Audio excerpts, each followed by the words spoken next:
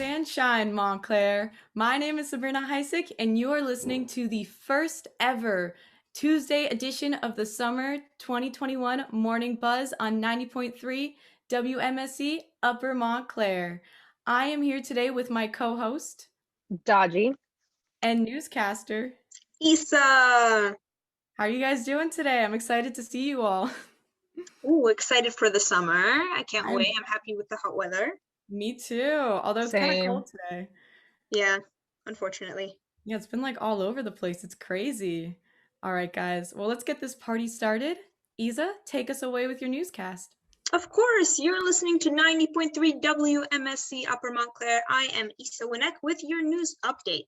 So, for New Jersey and local news, the residents of New Jersey, Maryland, and Virginia are going to be preparing for a massive swarm of unique cicadas emerging from the soil this late May into early June, with the soil temperatures reaching to about a key temperature of 64 degrees. Rutgers entomology experts report that the Brood X cicadas are already waking up. Though these insects don't bite, sting, or are poisonous, toxic in any way, their massive numbers will be sure to surprise many residents in the local areas that will be swarmed. Now for the United States news. New York City public schools will fully reopen in September for in-person learning without the remote option. Mayor Bill de Blasio announced this Monday. Appearing on MSNBC's Morning Joe, Mayor de Blasio said that the public school system's nearly 1 million students and all staff will return to classrooms in person September 13th. And there will be no remote learning option, no learning through Zoom anymore, due to its ineffective strategies that were apparently proven during the pandemic. This will be a major step towards fully reopening the nation's largest school district. Now for international news, the European Union has decided to ban Belarusian Airlines from European skies after a flight was diverted to Minsk on Sunday, and journalist from that area was arrested due to a supposed bomb threat. Now, at the meeting in Brussels, the leaders of the 27 states in the UN told the airlines that they will not fly many European airlines over Belarus and promised further economic sanctions, basically taxes on the country due to this arrest. The US President Joe Biden described that the actions of these Belarusian authorities were considered quote unquote outrageous, saying that they were quote shameful of assaults both from the political side and for the freedom of press for this journalist who was arrested, end quote. Now for media news, the famous Charlie Bit My Finger viral video, according to BBC News, was taken off YouTube after being sold for $760,999 or 538,000 pounds. Now, the family who auctioned the clip to NFT, a non-fungible token association for this video, has earned the money in full. Bids came for this auction through a page specifically designed for these quote-unquote memes over the weekend, but the price dramatically increased after the final hours of Sunday when there was a bidding battle between two anonymous accounts for the ownership of this video. Now, eventually, this video was taken by Meme Master, quote-unquote, account, which has been, and this video has been watched for more than 880 million times since it was put on YouTube in 2007. So it's a very prominent viral video that's being sold. Now for weather, finally, in Montclair, it's quite cloudy outside today with a high of 67 and a low of 64, with a humidity about 47% and a 0% chance of rain. Today we'll have about 31% humidity downfall during the afternoon with a lovely sunset at about 8:17 p.m. Now this concludes our lengthy but I hope interesting news update for May 25th, 2021. From WMSC, I'm Issa Winek, and I hope all of you have an amazing day.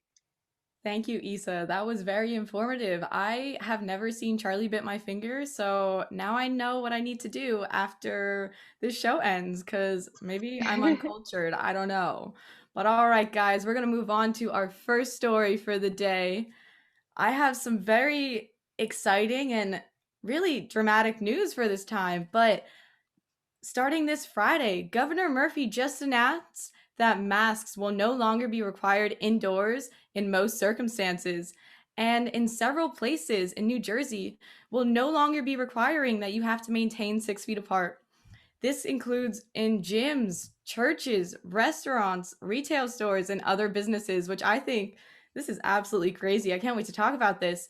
But he also announced that dance floors at bars and restaurants will also be reopening, as well as indoor and outdoor gathering limits will end on June 4th. So this doesn't start this Friday, but on June 4th, which is not that far away, like what, like 9 or 10 days away, which is crazy. So right in time for Memorial Day weekend. So guys, if you know what this means, soon before you know it, we're gonna be able to go to concerts, sports games, little league baseball games, like all that fun stuff is coming back. And to think that nearly 15 months ago, NJ reported its first coronavirus case, and to think that we've already come this far. So I'm curious to know how you guys feel about this. I am really excited, but I also see it from another point of view, which some people could be very nervous about this. I mean, I was just reading this morning, only 47% of New Jerseyans are fully vaccinated. And, that still leaves like another 50% who aren't fully vaccinated. I want to know how you guys feel about this. Well, in my opinion, now just seeing how is everything going with coronavirus cases really plummeting, everything going in the right direction, I trust that opening up will be fine because I see, like you said, that we have already 47% of people vaccinated. And while that maybe isn't like close to 90, 80%, because the numbers seem to be going in such a good place, like it's something to be excited about, not really to be anxious about, just judging by the statistics and judging by the science behind it. So me myself, I am very excited. I can't wait.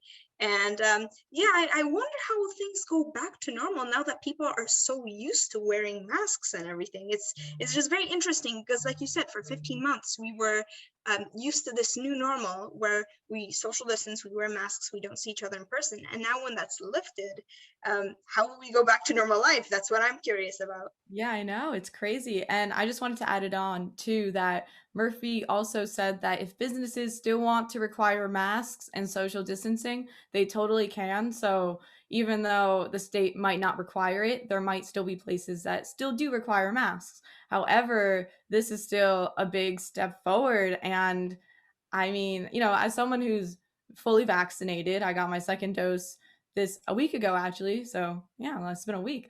I feel very, happy and hopefully like confident. I'm especially happy that my parents are vaccinated. That's the most important thing to me. My grandma who I live with is also vaccinated. So that's a big step forward, but there's still a lot of people who aren't vaccinated. So I definitely understand like if some people feel a little anxious or uncertain because it is scary and no one wants to get this, of course. And the fact that we are going to be a lot more lenient now, and I can already tell these past few months people have been getting more and more lenient. There still are cases. There are still people who are unfortunately still dying from this virus. Daji, what do you think? I was gonna say, honestly, I'm a little indecisive about it because of the simple fact, like, even before the pandemic, I feel like everybody was on top of each other. Like, you could be on a line buying something and nobody had like personal space or like boundaries. They would just be on top of you, waiting behind you. And now we have more of a you have to do a 6 foot distance or at least be a little further away from a person. So I feel like we are, being more cautious of who's around us now. I've seen that whenever I go outside, and I just feel like with the mask mandate and everything off, it's gonna be a little, I don't know, I'm not ready to go back into that world, like in terms of because we're being more um careful in terms of germs when we're further away from people or just wearing masks in general. I feel like that's okay. So I don't know. I feel like either way, I would still wear my mask. Yeah. Still, even if they say, "Oh, you don't have to wear it at all," Mhm. depending on the environment, I would wear it. Yeah, I no. Oh, sorry, Isa, I didn't mean to cut you off, but I just think it's so crazy too how like all these things that we did pre-pandemic are, which used to be so normal. It's like now it's like ew, like I can't believe I did that. Like walk like was so close in these big groups of people with no masks where all these viruses and germs could spread. It's just so crazy to think how Mhm. things have evolved. But Isa, what were you gonna say? Yeah, I would say we definitely became more cautious of how sanitary we are. And like you said, like the distance between people, I see that happening. But I would say when it comes to debating, is it a good idea, to continue wearing masks, the social distance, even though they're dropping the guidelines, I feel it really depends individually how safe does the person feel. Because after all, at the end of the day, it's kind of all these mandates were set up to make the person feel comfortable, to make the person feel safe in our society, especially with something like this going on. So like if people want to continue doing that, like it's fine. I feel that they should do that, just like to kind of feel safe, feel comfortable where they are. And if they do want to take off their masks, like they may do so, as long as I feel they don't compromise the safety of others, if that makes sense. Like they respect others' opinions about it, and they respect another person's like choice about this. Because it's just I remember there were many arguments. Some people were like, my sister works at a restaurant, and she would say some people get very upset at her when they asked her, like when she told them, "Oh, may you please pull up your mask," because it was like something mandatory. She had to remind them, or else like her manager would get her in trouble, because they want to make sure the customers are safe.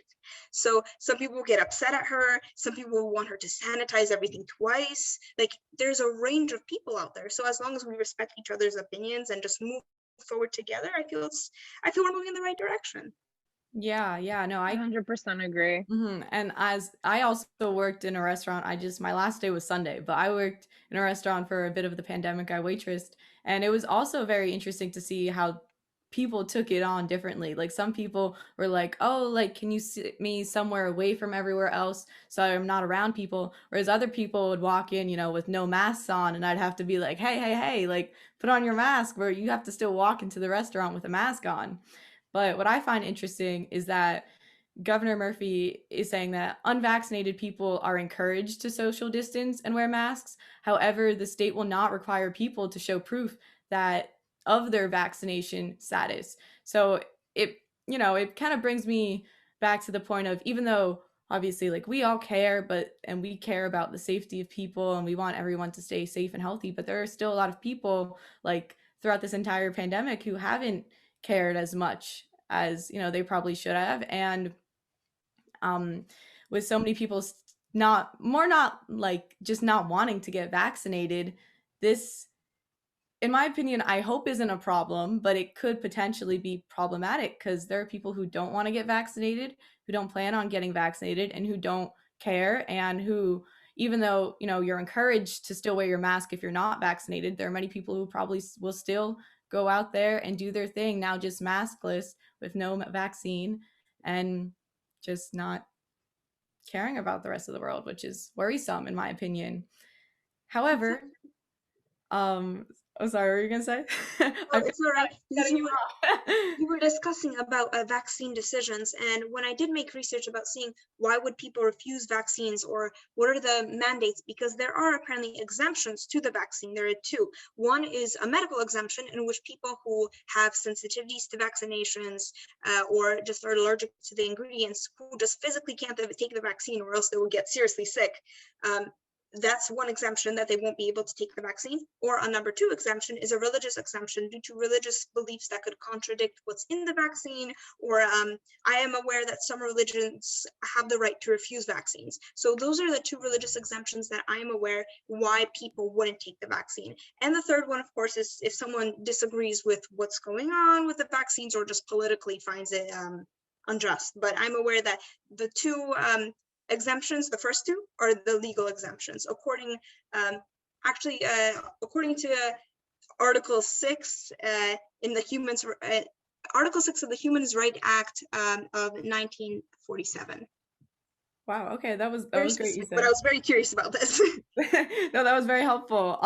And it's interesting you talked about religion too, because I actually had someone who came into my restaurant who didn't wear a mask and said that it was against their religion to wear a mask. And I was like, whoa, like that's like I've never heard of that. But yeah, it is against some people's religion to get vaccinated, I guess. But um I want to ask you guys But most personally. people, sorry, Oh, you're most good. You're people, good. Daji, go I ahead. feel I feel like most people not lie, but it's like you have to go with their word. Like you can't say show me proof. What religion are you? Let me Google that. Like it's against, human ethics. So it's a little messed up because some people can lie and manipulate the situation just for their comfort. So it is interesting to see how it's going to play out throughout the next year, because this is going to take a while to get used to. um and honestly, that's what bothers me a bit, the fact that some people can lie and like abuse their freedom, which is, I don't know, it's a little touchy. Yeah, no, I completely agree. So, would you guys say that you're excited that things are going back to normal, or are you more like uneasy about it and a little like on the fence? I know Mm, me personally, I am excited. I really miss living just like the normal lifestyle. I come from a very social culture because I'm Polish and I know many Polish people, and I've always been part of a Polish community, and we are very close, and we like to host big parties and have these great events. And unfortunately, because of the pandemic, we weren't able to. But now with everything slowly lifting, I just can't wait to get back, and I can't wait to see the world as it was without this, I would say, scary. I would say it's like a little buffer of trust. Like I would like to have that trust again, to know that the person next to me isn't going to infect me or anything, even unintentionally. I mean, I have a belief that we are all inherently good and we're not trying to like infect each other or hurt each other, but it's just yeah, I would say I'm very excited, and I can't wait to get back. I need to meet your family, Isa. That sounds like fun. I'm a little I'm a little nervous, honestly, because like whenever I'm around a big crowd of people, I now get like nervous somewhat, and I was never like that. I'm very outgoing and stuff. As soon as I see a bunch of strangers, I can talk to you. I could still do it to an extent, but it's just inside of my head, I have like anxiety or something where I'm like, Ugh, I feel like I shouldn't be here. So that's there. But other than that, I feel like it's great. You can hang out with your family, friends, and go back to normal somewhat. Yeah, no, I completely What's your agree. take? I am super excited. I'm so thrilled. Like I feel like for the first few months I was okay, but like now I'm like craving like being social. Like I'm like I need to be social. I need to go back into big groups. Like I miss seeing people all the time because I'm like you, Daji. Like I love to talk to random people. It's so much fun, and I'm just missing that social aspect that gives me that oomph every day when I wake up. But I want to know, what do you guys think Montclair will do come the fall semester? Like, do you think we'll be back to classes like we had in 2019? I know they're saying that it's going to be back 100%, but personally, I'm a little iffy about that statement. I don't know how that's actually going to work out. I know they're requiring everyone to get fully vaccinated, but even that, I feel like I don't want to say it's a long shot because it shouldn't be a long shot, but like I feel like that might be a little difficult. What do you guys think? I feel that with the summer going on and seeing how things go, I feel that hopefully the like everything will go out smoothly and the public will get used to it by then. So by the time we do start school, eventually we will come to like this kind of second version of the new norm. Like everything will go back to normal, and we're gonna be okay. And I think there is going to be a lot of people who are excited about going back to school. Not only that, but I heard that the incoming class will be the biggest class for Montclair that we have ever seen, according to some of the people at our radio station Oh, that we were discussing about. So I'm very excited to go back, and I hope that everything will be back to normal again, and we'll have in-person classes. Ooh, that's exciting. More people, yay.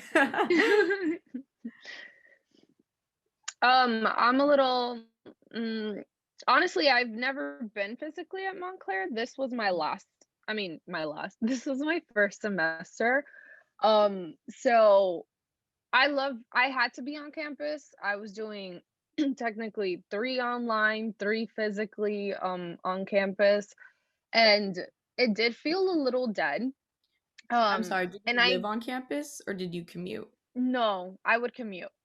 So it felt a little dead, but I could tell that it's a very vibrant type of campus whenever there are a lot of people around, and I'm like, oh, this would have been nice to experience. But I'm a little excited, honestly.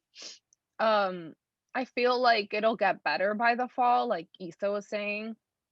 But yeah, how do you feel about it, Sabrina? I mean, I'm very hopeful. I am confident in my fellow classmates that hopefully we'll all get vaccinated and hopefully nothing bad will happen that'll stop us from fully going back to 100%.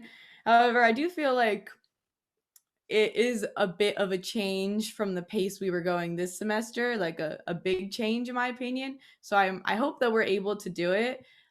I want to stay hopeful, but part of me is like, is that realistic? However, I am looking forward to next semester. I'm looking forward to be fully in person because I am low key getting sick of asynchronous and synchronous classes. I'm ready to get off my butt and to go into classrooms and to talk to people and just to make more memories. But guys, I am feeling like we should move on to our next story. Daji, do you want to introduce it to us? Yeah, talking about being hopeful, like you had said. On June 7th, the FDA will announce its verdict on a new drug that can be life-changing for many Alzheimer patients around the United States. Even though the drug won't cure Alzheimer's, it will bring hope to many families, as it will slow down the progression of Alzheimer's and help not only patients, but families. Now, since 2012, more than 70 people have been put on this trial. Jeff Borgoff is one among those in the trial that hopes to convince the FDA to approve the drug. Now, do you guys think that the drug should be approved? How do you feel towards this? Yeah. I mean, anything that'll help slow down this horrible disease. I live with my grandma who's had Alzheimer's for the past 3 to 4 years, and the progression is just, it's like you can't even watch it. It's just so sad. It's so terrible, and it's life-changing. And I hate that, I guess in a sense, one of my biggest fears in life is to forget my life. That is so terrible. And especially when my grandma, she's physically healthy. She is perfectly fine. Her body is good, but her mind is completely gone. And it's the saddest thing in the world to see someone who who's completely coherent, it makes sense, and knows what she's talking about, to then now not even knowing who I am, not even knowing who my dad is, who this Christmas we had a candle lit. She picked it up and she started to drink the wax while the candle was lit. This is how bad her Alzheimer's is. She doesn't remember something from 10 minutes ago. And I feel like anything that could slow down this terrible process is worth a chance. I know some people don't love drugs. I mean, drugs that'll help you, obviously, are very hesitant about them, don't know if they could trust them. But for me, if I was in that position, anything that could possibly make my life, worth living for longer is something I would be willing to take, a risk I'm willing to take. My grandpa has dementia, and it's not, I feel like it doesn't compare to Alzheimer's, but I do understand what it's like though. Whenever I'm next to him, he's like, "Oh, remember I picked you up last week?" And I'm like, "What are you talking about?" And then he starts talking about being in Dominican Republic and me being 4 years old and picking me up from school. I'm like, "No, I don't remember that." And every time I see him, he just remembers those moments. So it's like he just talks to me about like we're back in 2003, and it's interesting. And all I can do is just like, pretend like, okay, yeah, it was great. Like, there's nothing else you can do. But it's interesting because my mom is a psychologist, and I asked her about this. And she said that with the amount of time that they had been investigating it, there's too few people on the trial for the medication to um be approved. She's on the side of like those that are like a little unsure about it, because the focus of the Biogen drug is that the amyloid plaque, when it's gotten rid of temporarily, cognition improves within Alzheimer patients. So that's the focus of the drug. And it's been looking great from most of the patients on the trial, but for people like my mom, they're like, okay, but we need to see more of this because it's not going to work for everyone. The medications in general don't work for everyone. So it depends on the person, it depends on what phase they're in, how old they are. All of these are things to consider. But other than that, I feel like it's a hopeful thing. It's a change that we've been longing, like we want to get rid of it. But Issa, do you have anything to add towards this? I must say, I'm very sorry for both of your incidences, because I know that such mental disorders and like illnesses really do take they do take a havoc on the family, because I just know myself from experiences from my relatives and grandparents how it's like to have someone with a mental disorder, and I know that it's painful to watch them that way. For me, it's hard for me to say, is this drug like is it a good idea to have a trial or like to follow through or not? I believe it's amazing that they're making some sort of progress with it, just to move forward and to understand this disease more and see how it can be possibly cured. Then again, there's always that skeptical side, like, oh, but you never know what's going to happen in the long term or what it's going to do. But I feel that any step in the right direction, like this one, is a step to just understanding it more and seeing how we could treat it. And I feel that even, yeah, like I said, even though it's something maybe skeptical because we don't know everything about it, as long as we just keep moving forward and making that research and continuing, I would say, the trial, we could possibly help prevent this, and if not cure this. So yeah, I think it's not a bad idea to look into. Yeah, yeah. I'm like, as long as we keep on going in this direction, hopefully one day we'll come to a cure. I mean, same thing with cancer. Like, we can only do so much right now, but it's like as long as we keep pushing and keep focusing and putting our energy towards this, hopefully one day down the road we'll have a cure for it. Um, Yes, a hundred yeah. percent agree. Yeah, because it's terrible. No one wants to see anyone going through that, and no one wants to experience it themselves.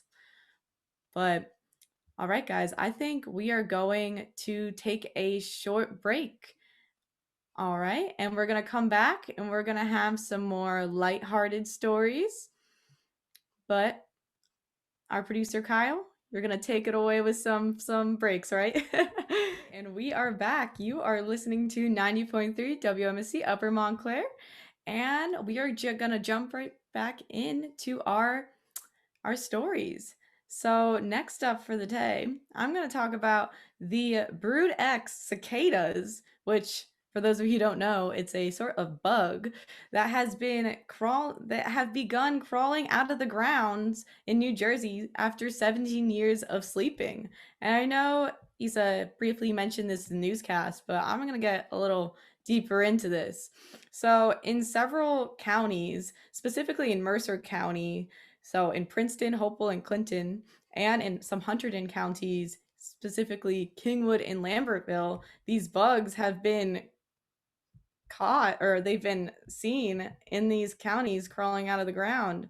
So apparently, as the temperatures warm up, the cicadas are starting to crawl out of their hiding spots, and they're going to the trees where they will shed their outermost shell, grow a new one, and attempt to mate. Want to hear a fun fact, guys? So apparently, how they attract the females is the males sing, also known as they make that annoying buzzing sound, which actually attracts the female cicada, which I think is kind of cool. The more you know. And they're also known to appear in large numbers. NJ.com says, start quote, large groups of cicadas could get as loud as a gas powered lawnmower and are known to draw out conversations at barbecues and other outdoor events, end quote. So I think that's crazy that they're so loud, especially in these big groups, because I mean, I just think that's crazy. Anyways, but the animals are harmless. Their only goal in life is to mate before dying, so there's no need to fear them. However, you might see a bunch of them as these temperatures begin to warm, or if you're in Mercer or Hunterdon County. As well as so many people are actually honoring these bugs. They're making art in their honor, which I think is very interesting. Someone made a suit of armor out of literal cicadas exoskeletons.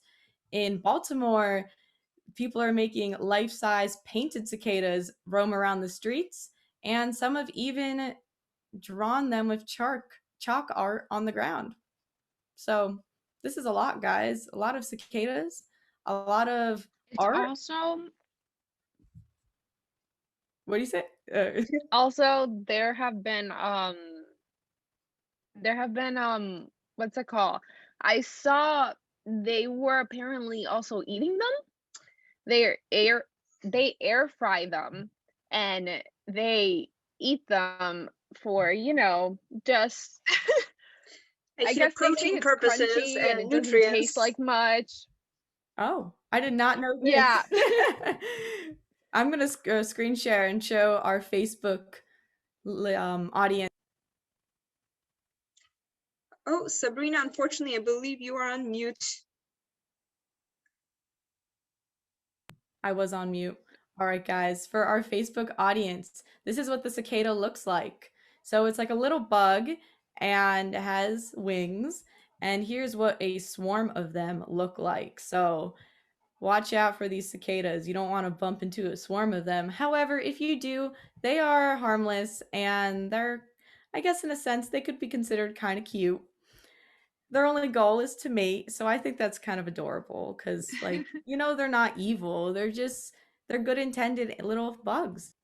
Now, I remember, because I have a wonderful personal story with these cicadas. When I was in about, 6th grade, my young and innocent self as I was listening to my 6th grade teacher who was explaining that in our county for that year, we are going to have this infestation of Brood X cicadas. Now, the innocent-minded and naive child I was, I heard swarm. I thought I had this beautiful picture in my head of a cataclysmic event of these cicadas covering the streets based on my teacher's description saying that there's going to be a lot of them. I just imagined them like swarming into houses, being very loud, the world ending. I was terrified. And that day when I came home, my grandmother said that she saw in the ground, there were like little brown bugs that were just coming out and there was a lot of them. And I was terrified. And I did not want to leave the house then for about 2 days because I heard of these cicadas. And eventually they started coming out. We saw them. They were harmless. Nothing was wrong. I ended up really liking the whole swarm because I was just excited to see so many, because you could actually pick them up. There's like, they won't bite you. They're just going to be a little loud. That's it. And it's not even like it's not even like it's ear piercing noise. It's just like a buzzing sound. Some people say it sounds like a spaceship almost. It's a little annoying though. And I am aware that they're blind because they just fly randomly at people sometimes, and they might land on you, but they're not going to bite. And I remember I just had a good experience after that. So I went from terrified to just completely in love with the whole situation. They only live about 3 weeks based on my experience, and they die very quickly, but it's very interesting. And this is a phenomenon that I recommend not to fear, but just to be observant about, because it's just going to transform your whole neighborhood. And in 3 weeks, it's going to disappear. So it's going to be something huge, but then nothing at all. So I recommend it's something to observe, maybe take notes, or just like see what people do to celebrate, because it only happens every 17 years, depending on the county. Honestly, I wanna, sorry to cut you off, Sabrina, but I want to be like you, Isa, when I grow up because I am so terrified of bugs. I would never let it like just sit on me. I would probably faint while it's sitting on me.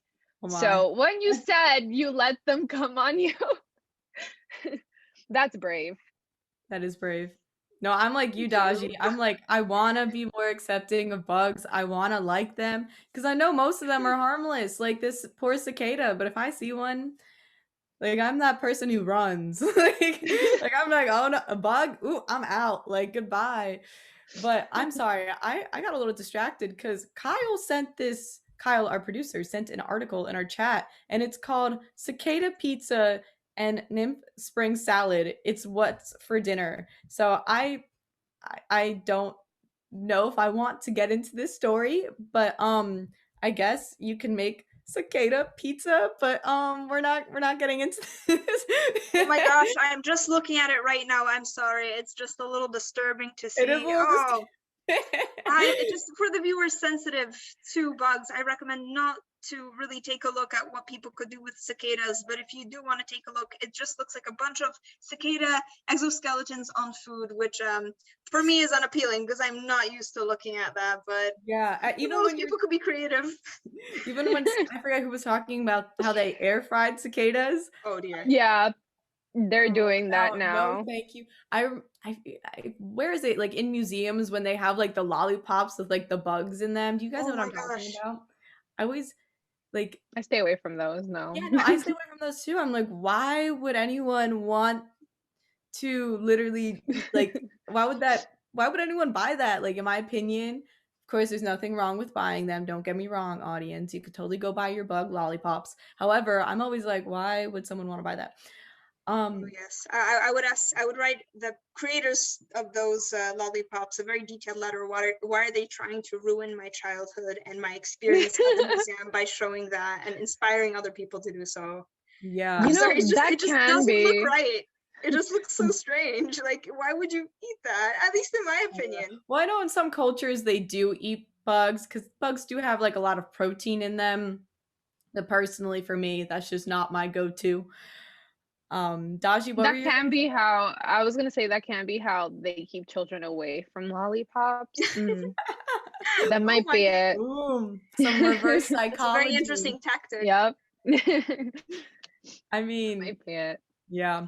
It's so interesting when talking about bugs because even when Daji and I were talking about the script yesterday, I like mentioned the cicadas and she was like, but like, do we really want to talk about bugs?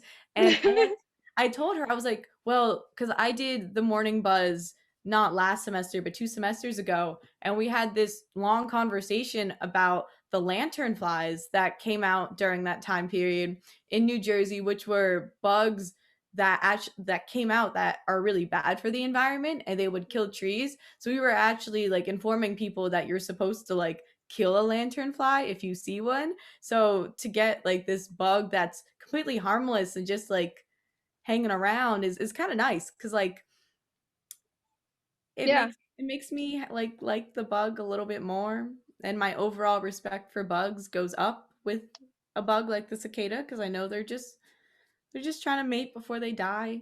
And yeah, well, And the sad part is that the lanternfly is actually kind of cute compared to the cicada.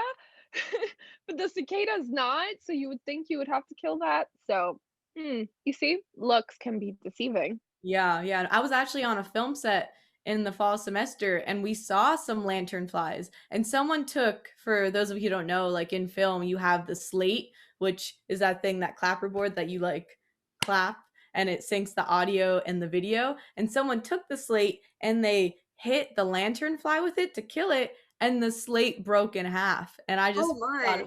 I thought it was funny because, well, I mean, it wasn't funny, but like the fact that the slate broke, and I'm pretty sure the lanternfly like flew away too.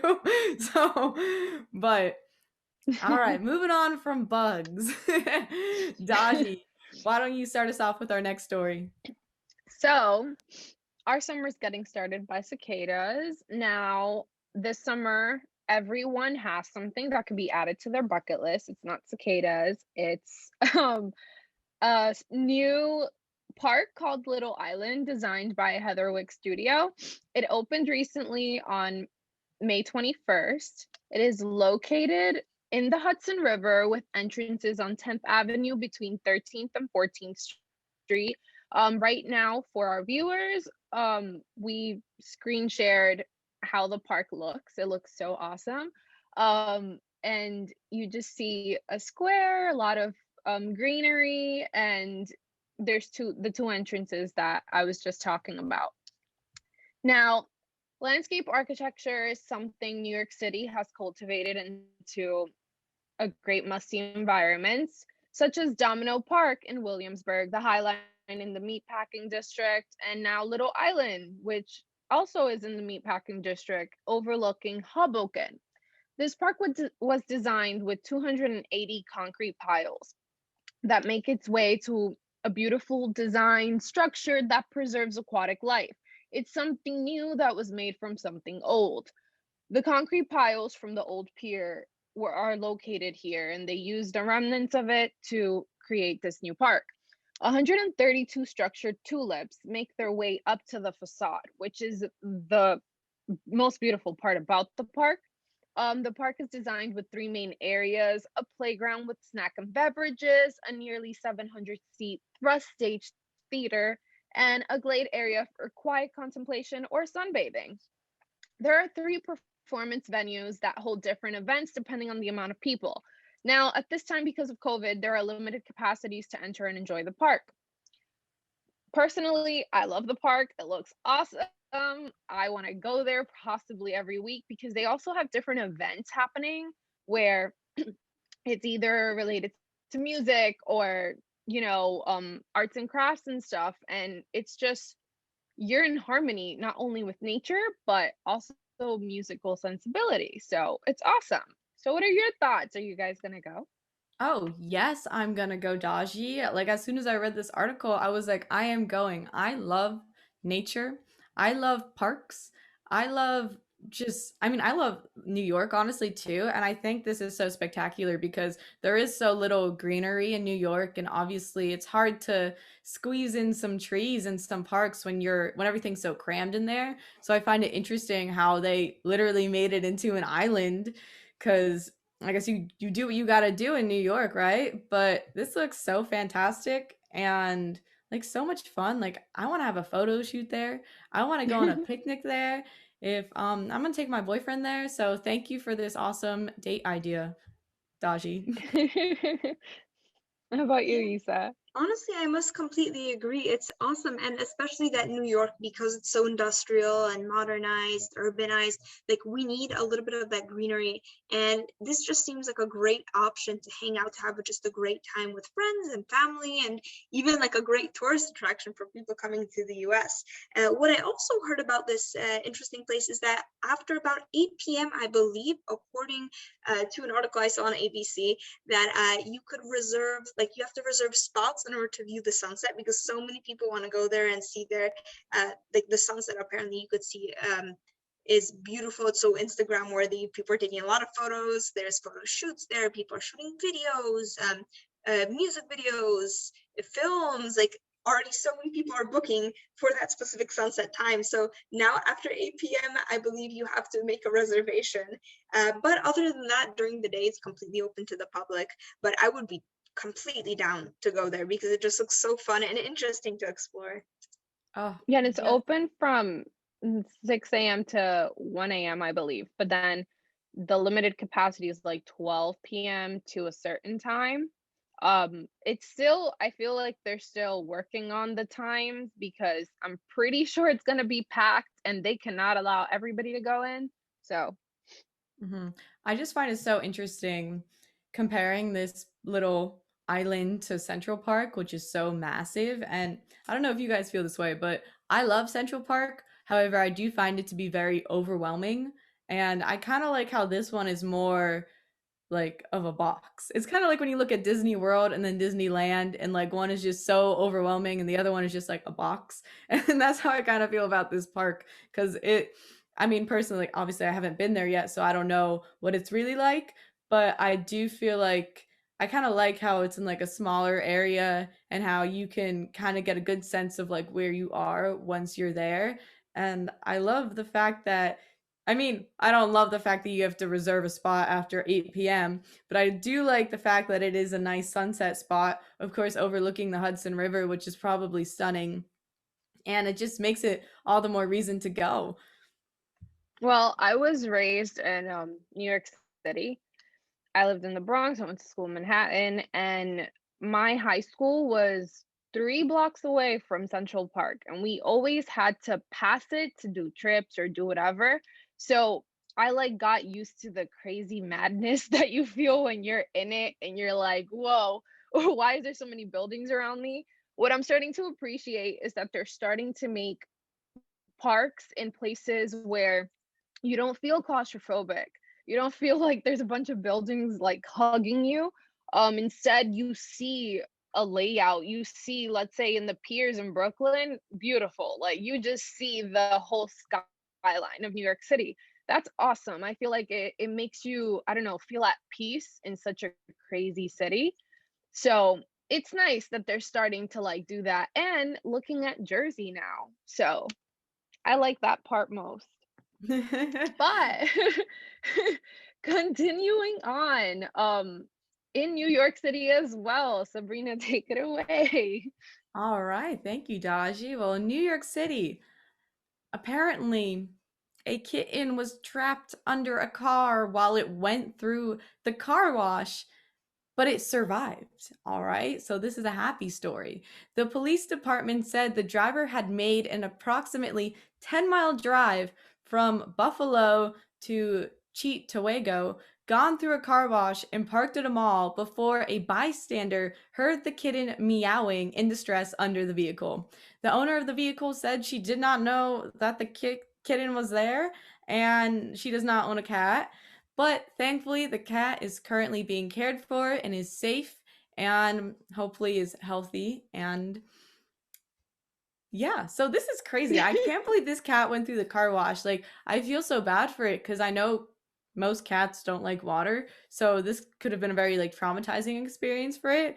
But the fact that it survived this and even the 10-mile drive to the mall too, which I think is insane that it was just under the car. At least it's safe. It is healthy now, and I am happy that this is a happy ending to this really bizarre story. Yeah, I agree completely. This Eva, is continue. so, Sorry. yeah, of course, yeah. It just, I know me personally, I do have a cat, and I have mixed opinions about cats being intelligent creatures, but I feel that animals always have their way of understanding how to utilize the environment around them or what is around them to survive. So seeing this kitten just defy the odds of this whole like car wash experience is just, it's heartwarming to hear, and it's I'm really happy that like everything turned out well. But yeah, for me this just proves to show that animals are sometimes more intelligent than we think, and the fact that he was moving while under the car wash, that seems so dangerous. Like I feel so bad, but at the same time I'm happy that nothing was wrong with him, and that, like everything came out well. But it's an incredible story, even for like if a person was stuck under there, or like a child, like that would still be like a crazy story to hear. Yeah.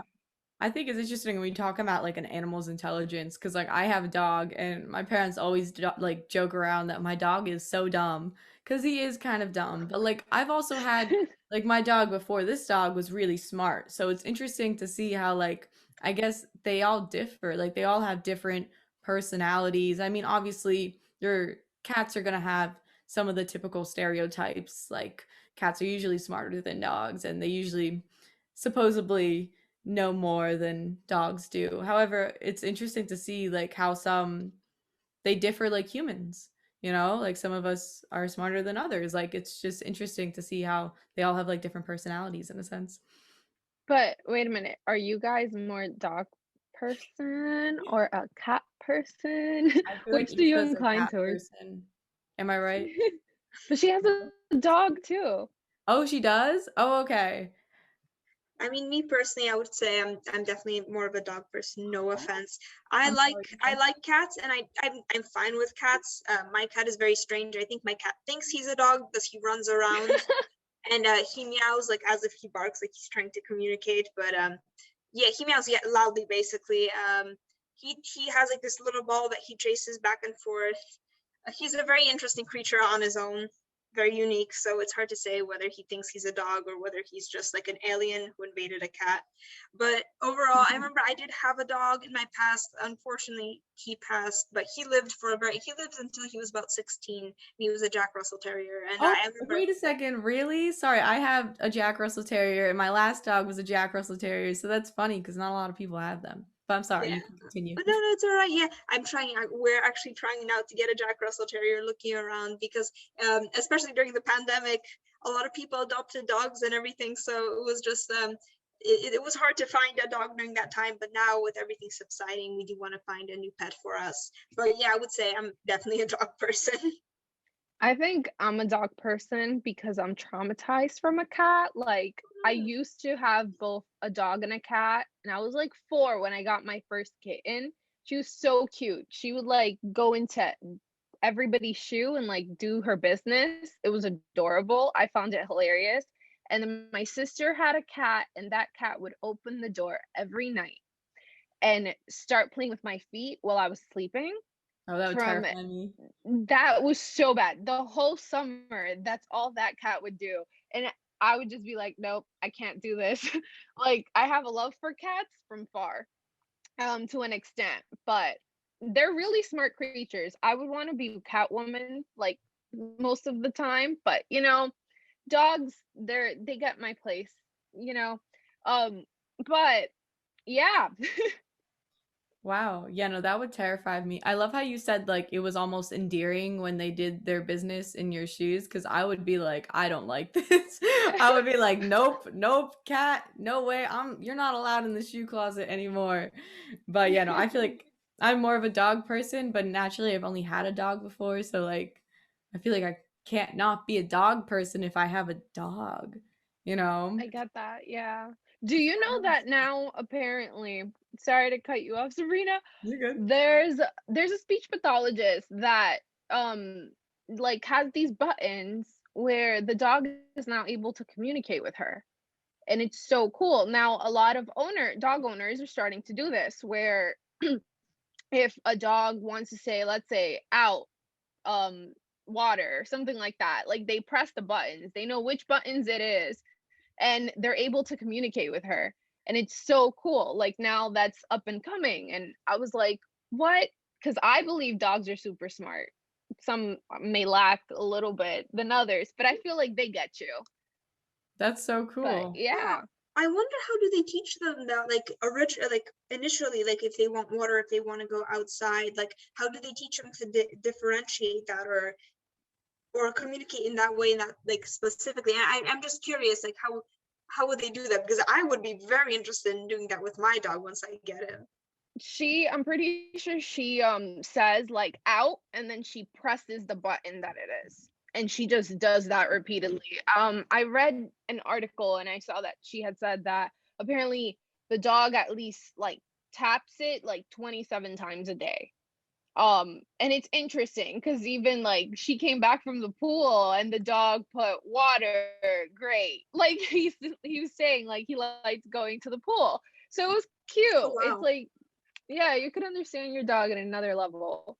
Wow. So I don't know. It's I'm also thinking of interesting. doing that for my dog. Yeah, it's cool because it seems that he also commented in that way, like they have this almost consciousness, this intellect behind them. I mean, I know that researchers are making more and more studies regarding how animals communicate to us and how animals think. So this is just so captivating to hear. Mm-hmm. It like makes Yeah. me think of like a would you rather question that I've asked people before, which is like, would you rather like know every language in the world or be able to talk to animals? And usually people say like, well, I'm curious, what would Oh. you guys say? Before I That's say what so people good. usually say. I think in my opinion, talking to animals, because like let's say if you want to find out any sort of information, you could talk to a bird, and then he could fly into another person's window, listen to it, and then come back and tell you all the information you need. Or whether Whoa, so you would use it for gossiping? not gossiping. I mean, you could use this beyond. What if you have like an exam or something, and the professor is talking to like someone like what they want the answers and examples to be, and the bird or whatever creature, maybe insect, maybe cicada, could go and listen and come back to you and tell you all the answers and everything you need. That's like infinite power and knowledge right there. I did Or not a bear. think that way. Daji, what would you say? Honestly, you got me there, because I love languages. I love talking to people from different cultures. I feel like everybody is different. So I'm a little indecisive about that, but I do agree with Isa. I'm talking to animals. I believe animals have their own souls. Like, what you, as soon as I see any type of animal, even if I'm scared of them, I'm like, I know you have your own thoughts and everything. So I would agree with Isa. I think it would have to be talking to animals. That would be really cool. And you can, tell a bear to not kill you. That'd be nice. Hey bear, please don't maul me. Like, it's interesting you said this, because like Isa, usually people say like they would rather speak every language, which I think is totally valid. However, now that you put like the animal, like speaking with animal in like such a different perspective, because people usually don't think about like eavesdropping. It's so hilarious. I love it. That you went down this route. But now that you said it like this, I'm definitely leaning more towards speaking to animals. And also because since no one can speak to animals really, except for maybe like a dog whisperer, you could get paid to talk to animals. Like, this could be your living, your lifetime, your job. All right. Yes, imagine. Yeah, you guys, our show is coming to an end. This concludes our first ever Tuesday edition of the summer 2021 Morning Buzz. You are listening to 90.3 WMSC Upper Montclair. This has been Sabrina and Daji. and Isa.